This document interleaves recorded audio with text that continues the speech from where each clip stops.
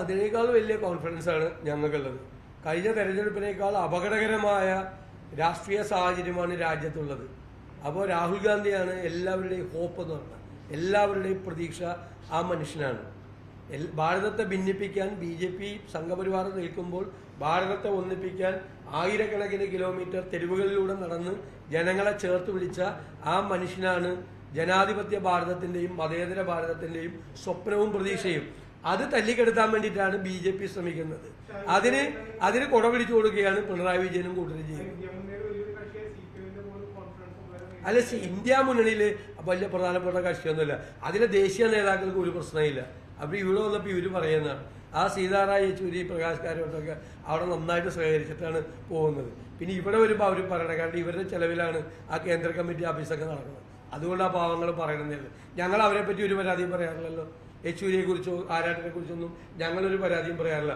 അവർ പാവങ്ങളെ പാർട്ടി കോൺഗ്രസ്സിൽ വന്നിട്ട്, കണ്ണൂരിൽ നടന്ന പാർട്ടി കോൺഗ്രസ്സിൽ വന്നിട്ട് സ്ട്രോങ് ആയിട്ട് മോഡിയും BJPക്കെതിരെ വിമർശിച്ചു.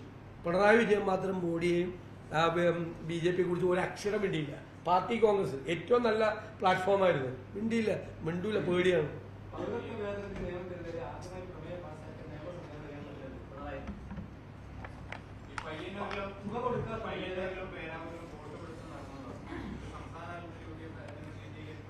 ഞാൻ തന്നെ ചീഫ് ഇലക്ടറൽ ഓഫീസർക്ക് ആദ്യത്തെ പരാതി കൊടുത്തു, രണ്ടാമത്തെ പരാതി കൊടുത്തു. വീണ്ടും ഇലക്ഷൻ കമ്മീഷന്റെ ഭാഗത്തു നിന്ന് നിരുത്തരവാദപരമായ സമീപനമാണ് ഈ കാര്യത്തിൽ ഉണ്ടാകുന്നത്. എങ്ങനെയെങ്കിലും ഇത് നടന്നു പോട്ടെ എന്നുള്ളൊരു ലൈനിലാണ് ഇലക്ഷൻ കമ്മീഷൻ നിൽക്കുന്നത്. അത് ശരിയല്ല. അവർക്ക് ഉത്തരവാദിത്വമുണ്ട്. ബാലറ്റിന്റെ രഹസ്യ സ്വഭാവം സൂക്ഷിക്കുക എന്ന് പറയുന്നത് ഫ്രീ ആൻഡ് ഫെയർ ഇലക്ഷന്റെ ഏറ്റവും പ്രധാനപ്പെട്ട കാര്യമാണ്.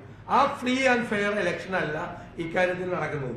കഴിഞ്ഞ നിയമസഭാ തെരഞ്ഞെടുപ്പിൽ വ്യാപകമായ തട്ടിപ്പ് നടത്തിയതിന്റെ അടിസ്ഥാനത്തിലാണ് സീൽഡ് ബാലറ്റ് വേണം, വോട്ട് രേഖപ്പെടുത്താൻ പോകുമ്പോൾ പ്രധാനപ്പെട്ട രാഷ്ട്രീയ പാർട്ടികളുടെ BLAമാർ, ബൂത്ത് ലെവൽ ഏജന്റുമാർ വേണം എന്ന് ഞങ്ങൾ നിർബന്ധമായി പറഞ്ഞതാണ്. എന്നിട്ടും ഇലക്ഷൻ കമ്മീഷൻ അതിനകത്ത് കാണിക്കുന്നത് ശരിയായ ഒരു സമീപനം അല്ല എന്നാണ് പറയാം.